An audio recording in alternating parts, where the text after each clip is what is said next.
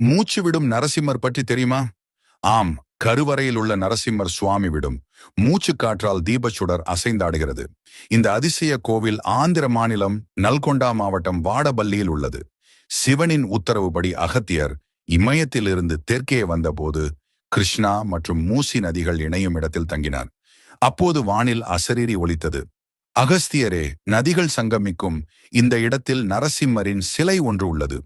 அதை பிரதிஷ்டை செய்த பிறகு உமது தீர்த்த யாத்திரை தொடருங்கள் என்றது. அதன்படி அகத்தியரும் பிரதிஷ்டை செய்து வழிபட்டார். இதை அறிந்த வியாச மகரிஷி இங்கு வந்தார். நரசிம்மர் மிகவும் உக்கிரமாக இருப்பதை உணர்ந்தார். ஏனெனில் நரசிம்மரிடமிருந்து மூச்சு வெளிப்பட்டுக் கொண்டிருந்தது. இரண்யனை வதம் செய்த கையோடு உக்கிரம் தணியும் முன் அவர் இங்கு வந்திருக்க வேண்டும். அதனால்தான் பெருமூச்சு வெளிப்படுகிறது என்று ஊகித்தார். நீண்ட காலத்துக்குப் பிறகு மன்னர்களுக்கு இந்த நரசிம்மரின் வரலாறு தெரிய வந்தது. அவர்கள் பூஜைகளை செய்து வழிபட்டு வந்தனர். நாளடைவில் இங்கு வழிபாடு இல்லாமல் போகவே சிலை மண்ணுக்குள் புதைந்தது. ரெட்டி ராசுலு என்பவர் இங்கு ஒரு நகரத்தை உருவாக்க முயன்ற போது நரசிம்மரின் சிலை வெளிப்பட்டது.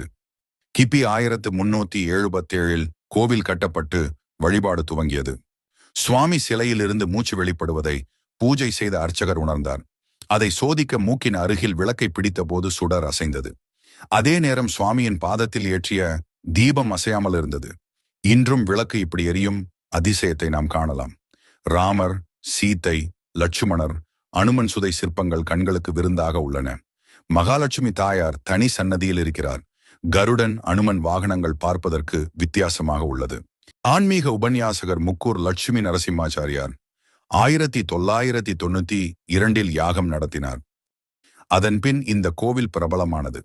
ஆந்திரா மற்றும் தெலுங்கானாவில் உள்ள பஞ்ச நரசிம்ம தலங்களில் இதுவே முதல் கோவில்.